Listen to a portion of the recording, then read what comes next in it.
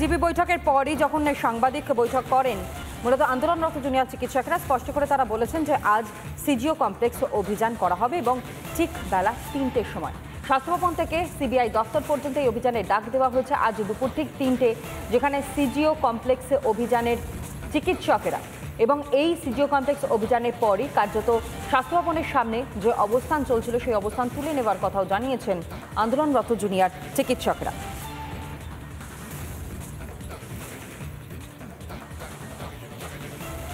আজ সিজিও অভিযান জুনিয়র ডাক্তারদের এবং স্বাস্থ্য ভবন থেকে সিবিআই দপ্তর পর্যন্ত অভিযানের ডাক দেওয়া হয়েছে। সাধারণ মানুষকে মিছিলে যোগ দেওয়ার আহ্বান জানানো হয়েছে চিকিৎসকদের পক্ষ থেকে। গতকালই তারা স্পষ্ট করে জানিয়েছেন যে 1 সপ্তাহ সময় জুনিয়র চিকিৎসকেরা তারা রাজ্যকে দিয়েছেন, অর্থাৎ একটা আলটিমেটাম তারা সামনে রাখছেন। দাবি যদি না মেটা হয় ফের পূর্ণ কর্মবিরতিতে তারা যাবেন। কিন্তু একই সঙ্গে তারা জানিয়েছেন যে আগামীকাল থেকে জরুরি বিভাগে তারা কাজে যোগ দিচ্ছেন। তবে যে দাবি দাওয়া তাদের রয়েছে এবং তারই মধ্যে যে 7 দিনের সময় তারা বেঁধে দিয়েছেন, সেই 7 দিনের মধ্যে যদি এই সমস্ত দাবি দাওয়া পূরণ না হয় এবং তা কার্যকর করা না হয় তাহলে তারা সম্পূর্ণভাবেই কর্মবিরতিতে যাবেন। এবং একই সঙ্গে তারা আজ সিজিও কমপ্লেক্স অভিযানের ডাকও দিয়েছেন। সিবিআই এর দপ্তর পর্যন্ত অভিযানের ডাক স্বাস্থ্য ভবন থেকে বেলা 3টের সময়।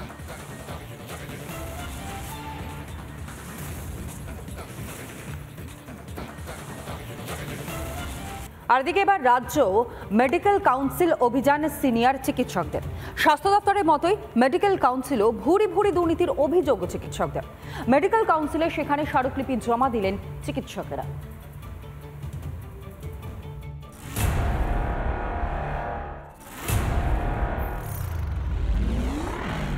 এই মেডিকেল কাউন্সিলটায় এই দুর্নীতির আখড়া। শুধু মেডিকেল কাউন্সিল নয়, খুঁজলে আরো অনেক জায়গায় অনেক কিছু পাওয়া। একদিকে যখন বাতি কামড়ে পড়ে রয়েছেন জুনিয়র চিকিৎসকরা, তখন রাজ্য মেডিকেল কাউন্সিল সাফাইয়ে নামলেন সিনিয়র ডাক্তাররা। বৃহস্পতিবার পশ্চিমবঙ্গ মেডিকেল কাউন্সিলের দপ্তর অভিযানে সিনিয়র চিকিৎসকরা। এদিনের অভিযান কর্মসূচিকে ঘিরে আঁটো-সাঁটো নিরাপত্তার ব্যবস্থা করা হয় কাউন্সিল ভবনের সামনে। স্তরে স্তরে গার্ডরেল বসিয়ে পুলিশে ছয়লাভ করে দেওয়া হয় গোটা চত্বর। মেডিকেল কাউন্সিলের অফিসের সামনে পুলিশে 6 লাখ ব্যারিকেড তৈরি করে দেওয়া হয়েছে এবং পুলিশ আধিকারিকরা রয়েছেন ওই পারে। র্যাব মোতায়েন করা হয়েছে, আইপিএস পদমর্যাদার অফিসাররাও রয়েছেন। কলকাতা পুলিশের বিধাননগর পুলিশ কমিশনারেটের যে পুলিশ আধিকারিকরা তারা রয়েছেন। ওয়েস্ট বেঙ্গল মেডিকেল কাউন্সিলের যে অফিস, সেই অফিস 2022 সালে রাজ্য মেডিকেল কাউন্সিলের নির্বাচনে ব্যাপক কারচুপির অভিযোগ উঠেছিল শাসকপন্থীদের বিরুদ্ধে। এই যে ওয়েস্ট বেঙ্গল মেডিকেল কাউন্সিলের মধ্যে যে ঘুঘুর বাসাটা রয়েছে, যেভাবে কাউন্সিলের নির্বাচন 2022 সালে হয়েছে, সেই সময় যেভাবে জেতা হয়েছে এবং শাসকপন্থী যে সমস্ত চিকিৎসকরা রয়েছেন তারা একের পর এক পদ যেভাবে এখানে আঁকড়ে ধরে বসে আছেন 2022 সাল থেকে, সেই সমস্ত চিকিৎসকদের অবিলম্বে এখান থেকে পদত্যাগ করতে হবে। এই মেডিকেল কাউন্সিলটায় এই দুর্নীতির আখড়া। আগের বার যখন মেডিকেল কাউন্সিল ইলেকশন হয়েছিল আমরা দেখেছি কিরকম করে হয়েছিল, সমস্ত ভীষণভাবে রিগিং হয়েছে, সে নিয়ে কোর্টে এখন কেস চলছে এবং তখনই জানতাম দ্য ডেজ আর কামিং। এদিকে বৃহস্পতিবার মেডিকেল কাউন্সিল ভবনের সামনে বাধা পেয়ে সেখানে অবস্থান করেন আন্দোলনকারী চিকিৎসকরা। ভেতরে গিয়ে স্মারকলিপি জমা দিয়ে আসেন তাদের প্রতিনিধিরা। স্বাস্থ্য দপ্তরের মতো মেডিকেল কাউন্সিলও তৈরি হয়েছে ঘুঘুর বাসা, অভিযোগ চিকিৎসকদের। মেডিকেল কাউন্সিলের ডাক্তাররা যে সার্ভিসটা দেয় সেটা পুরোপুরি স্বেচ্ছায় সার্ভিস দেয়, কোনো পয়সার বিনিময়েতে নেই। অবাক লাগলো এই কাউন্সিল 3 জন ডাক্তারবাবু, ডক্টর কৌশিক বিশ্বাস নাম চক্ষুরোগ বিশেষজ্ঞ, ডক্টর তাপস চক্রবর্তী এবং ডক্টর সুশান্ত রায়, নর্থ বেঙ্গল কুখ্যাত নর্থ বেঙ্গল লবি, তাদেরকে প্রত্যেক মাসে 50,000 টাকা করে কাউন্সিল দিচ্ছে। আমার আপনার পয়সার কাউন্সিল তছরূপ করেছে এই পয়সা। সেদিনে আর বেশি দেরি নেই, যাতে এই সব দুর্নীতিবাজের পিঠের চামড়া দিয়ে জনগণ জুতো বানিয়ে পড়বে, সেদিন আর বেশি দেরি। অধিকাংশ অভিযোগই রাজনৈতিক উদ্দেশ্য প্রণোদিত বোঝাতে চাইলেন পশ্চিমবঙ্গ মেডিকেল কাউন্সিলের সদস্য কৌশিক বিশ্বাস। তাদের যদি কোনো অভিযোগ আমাদের বিরুদ্ধে থাকে অত্যন্ত গুরুত্ব দিয়ে আমরা বিবেচনা করে দেখব, কিন্তু রাজনৈতিক দলের যে চিকিৎসকরা রয়েছেন এবং তাদের যে বক্তব্যগুলো থাকবে সেগুলোর কিন্তু রাজনৈতিক জবাবই আমাদের দিতে হবে। মেডিকেল কাউন্সিল থেকে স্বাস্থ্য দপ্তর, অভয়াকাণ্ডের পর একের পর এক দুর্নীতি এবং বেনিয়ম প্রকাশ্যে এসেছে। স্বাস্থ্যে দুর্নীতির আঁতর ঘর তৈরি হলো কার প্রশ্রয়? রিপাবলিক বাংলা। কাজে ফেরার ঘোষণা আন্দোলনকারী চিকিৎসকদের এবং আজই স্বাস্থ্য ভবন থেকে অবস্থান তুলছেন চিকিৎসকেরা। শনিবার থেকে অর্থাৎ আগামীকাল থেকে জরুরি বিভাগে ফিরছেন চিকিৎসকেরা এবং বৃহস্পতিবার রাতে জিবি বৈঠক করা হয় এবং সেই বৈঠকেই সিদ্ধান্ত অবস্থান তুললেও আন্দোলন চালিয়ে যাওয়ার বার্তা। হাসপাতালগুলিতে আংশিক কর্মবিরতি চলবেই, শর্ত রেখেই কাজে ফিরছেন চিকিৎসকেরা। রাজ্যকে এক সপ্তাহের সময়সীমা বেঁধে দিলেন চিকিৎসকেরা এবং দাবি পূরণ যদি না হয় তাহলে ফের পূর্ণ কর্মবিরতিতে ফেরার ডাক দিয়েছেন আন্দোলনরত জুনিয়র চিকিৎসকেরা।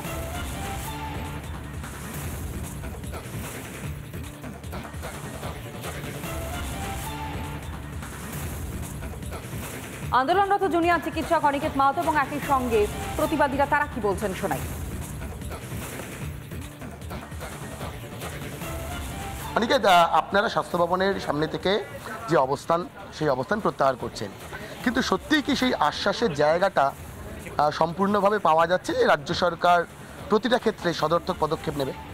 না, সেই আশ্বাস এখনও নেই আমাদের কাছে, কিন্তু যেটুকু সদর্থক পদক্ষেপ এখনও অবধি আমরা পেয়েছি আমাদের জায়গা থেকে, আজ যা ডাইরেক্টিভগুলো এসছে সেই ডাইরেক্টিভগুলো থেকে আমরা মনে করি যে রাজ্য সরকার আমাদের এই আন্দোলনের যে দাবি, সেই দাবিকে মান্যতা দিয়ে এই ব্যাপারে সদর্থক ভূমিকা নেবেন। সেই জায়গা থেকে আমরা মনে করি যে, এবং আজ 40-41 দিন অতিবাহিত হতে যাচ্ছে, সেই সবটাকে সামনে রেখেও আমরা আমাদের এমার্জেন্সি জরুরি এই এসেনশিয়াল সার্ভিসটা অন করছি। এই জায়গাটা যেমন থাকছে, আমরা মনে করি যে রাজ্য সরকার বাকি যে আমাদের দাবি দাওয়াগুলো আছে, শুধু ডাইরেক্টিভ অর্ডারে নয়, বাস্তব প্রতিফলনটা আমরা দেখতে চাইছি। আমরা জরুরি পরিষেবা চালু করেছি শুধুমাত্র মানুষের মানবিকতার দিকের কথা ভেবে, এবং বিচারের প্রশ্নে যে সুনির্দিষ্ট কিছু পদক্ষেপ ছিল, সুনির্দিষ্ট কিছু দাবি ছিল, সেই জায়গা থেকে আমাদের যে আংশিক জয় এসছে, সন্দীপ ঘোষের অ্যারেস্ট, টালা থানার পুলিশের অ্যারেস্ট, সঞ্জয় রায়ের অ্যারেস্ট এবং সিপির রেজিগনেশন এবং ট্রান্সফার, সেখান থেকে ডিএমই ডিএইচএসের অপসারণ, এই যে সমস্ত জায়গাগুলোকে কেন্দ্র করে ন্যায় বিচারের পথে আমরা কিছুটা আগাতে পেরেছি, সেই জায়গা থেকে এবং সাধারণ মানুষের যে কর্মবিরতি চললে যে সমস্যাগুলো তৈরি হয়, সেই সমস্যাগুলোকে অ্যাড্রেস করার জন্য আমরা কাজে যোগ দিচ্ছি। তাহলে এইটাকে যেন আমাদের দুর্বলতা না ভাবে, যে জায়গাগুলো প্রসেসগুলো দিয়ে এক একটা ছেলেকে ভিতরে ঢুকিয়ে যে দুর্নীতির বাসাটা স্বাস্থ্য ভবন থেকে কেন্দ্রীভূত হয়। কারণ আরজি করে কান পাতলেই শোনা যেত যে সন্দীপ ঘোষের নিজস্ব কিছু হাউস স্টাফ রয়েছে যারা দীর্ঘদিন ধরে ওই হাউস স্টাফ পোস্টটাকে ধরেই আরজিকর যে ক্যাম্পাস, সেই ক্যাম্পাসে দাদাগিরি। একদম এটা যেটা যদি আপনি দেখেন হাউস স্টাফ লিস্ট, এবং আমরা এটা তৎকালীন প্রিন্সিপাল এবং নতুন যে প্রিন্সিপাল এমএসবিপি এসছেন তাদের কাছে এটা পরিষ্কারভাবে রেখেছি যে 2015-16 সালে যারা পাস করে চলে গেছে তারা আজকে হাউস স্টাফশিপ করছে। এমন অভিযোগ দেখা যাচ্ছে যে কার্ডিওলজি ডিপার্টমেন্টে একই নামে দুজন ব্যক্তি দুটো আলাদা ফোন নাম্বার দিয়ে ডিউটি করছে।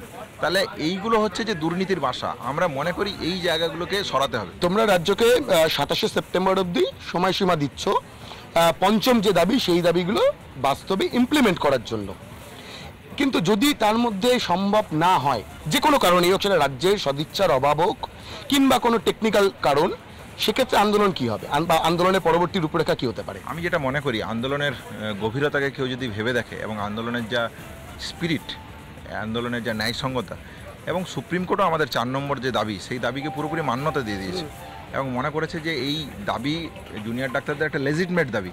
তাহলে সেই মান্যতা যখন একটা মহামান্য সুপ্রিম কোর্টের দিক থেকে আসছে, তাহলে আমরা কেন রাজ্য সরকারের দিক থেকে এই আশাটুকু রাখতে পারি না যে তারা এই ন্যূনতম দাবিটুকু মেনে নিয়ে গণতান্ত্রিক পরিবেশকে কলেজের বুকে আরও বৃহত্তর করবে। তারা কি যদি মনে করে যে দ্বিতীয় অভয়া আবার হোক, তাহলে করবে না। যদি তারা মনে করে যে দ্বিতীয় অভয়া আর না হোক, তাহলে অতি দ্রুততার সাথে আমি মনে করি এই ব্যবস্থা তারা কলেজে ক্যাম্পাসে সুরক্ষিত করবে। অতএব আপাতত রাজ্যের কোর্টেই বল, রাজ্য পঞ্চম দফার যে দাবি, সেই দাবির প্রেক্ষিতে কত দ্রুততার সঙ্গে পদক্ষেপ গ্রহণ করতে পারে। 27শে সেপ্টেম্বর যে ডেডলাইন দেওয়া হয়েছে জুনিয়র চিকিৎসকদের তরফ থেকে, সেই ডেডলাইনের মধ্যে আদৌ করতে পারে কিনা, এবং একই সঙ্গে জুনিয়র চিকিৎসকেরা তারা বলছেন তারা আংশিক কর্মবিরতি প্রত্যাহার করেছেন। যদি এই ডেডলাইনের মধ্যে থ্রেট কালচার বন্ধের জন্য, অর্থাৎ পঞ্চম দফার যে দাবি, সেই দাবির প্রেক্ষিতে কোনো সদর্থক পদক্ষেপ রাজ্য সরকার না নেয়, সেক্ষেত্রে আন্দোলন আরও তীব্রতর হবে এবং স্বাস্থ্য ভবনের সামনে থেকে অবস্থান প্রত্যাহার করা হলেও আন্দোলন কোনোভাবেই বন্ধ হচ্ছে না। সফট বার্তা জুনিয়র চিকিৎসকদের।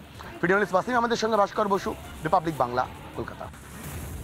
আজকে যে ডিরেক্টিভ বলা হয়েছে অ্যাজ সুন অ্যাজ পসিবল এই ব্যবস্থা নেওয়া হবে, প্যানিক বাটন করা হবে, রেফারেল সিস্টেম করা হবে, কিন্তু সেগুলো কবে করা হবে সেগুলো কিন্তু বলা হয়নি। আমাদের চোখ থাকবে আগামী 27 তারিখের হিয়ারিং এর ওপর। এর মধ্যে যদি এই দাবিগুলো সম্পর্কিত কোনো সুনির্দিষ্ট ডিরেক্টিভ না হয়, আমরা মনে রাখতে বলবো প্রয়োজন হলে আমরা আবার পূর্ণ কর্মবিরতিতে যেতে পারি এবং আরো তীব্রতায় এই আন্দোলনকে কিন্তু আমরা হাজির করব, সেটা রাজপথে এবং প্রত্যেকটি হাসপাতালে এবং সুপ্রিম কোর্টে বলা যেতে পারে সেটাই।